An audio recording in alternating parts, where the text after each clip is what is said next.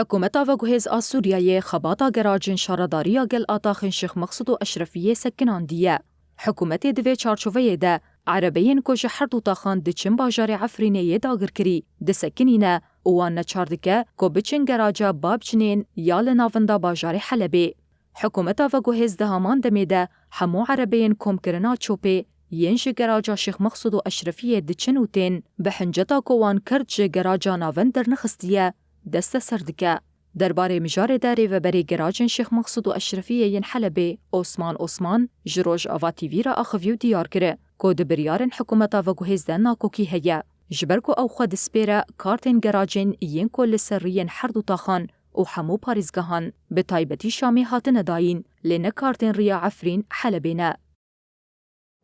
مهوك دارو هاي مارو بسكريك دار كاتنا اوجي گاروجی عفرین دو مار بسکرک داخستنا تعترف خوب في وصلن جامع دار دكافي اعتراف كنوكن وعلما يونينوكو هو وصلن جامع جي شخص عربانا دارن حطوني حدودي لبناني دارن حتى شومي دارن بقي يعني حتى شومي بقي باعتراف دكان فقط يعني سوريا كله دارن ممكن جامع سرفن وصلن جامع فوتورين جامع مانيفستو جيب اعتراف بس فقط غير كما عفرين جركي موظف كي قاجر دوينا صار جاروجي عفرين هاي باعتراف نوكي وكري بس كريك جي يعني حتى منطقة إدارية إجام خدار دكافي هروها عثمان آنی زمان که افگراج اج سال 1992 دیان و ورفهنه لی اووان پرزگریکان چه دکن دا که آستنگیان جشینی و آجوکان را چه بکن. عفرين دار دكافين روتين دوري لرامونيا مفاي كفر حمراء تين دوري سريون يعني حتى تين فداري ساكرا اظن قالك ايه فداري مثلا في صلاحيه تنابي مثلا ايه وداري رواري فداري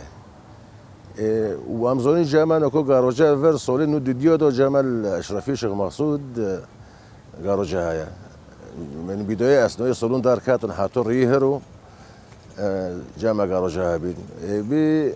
اشتا في فتره دوجي في تشتي وكي بسكريك ملات رو تشيك تعجيز شيكرن نكو دبن انه فملاتو جدار كافي هر جاروجي موحد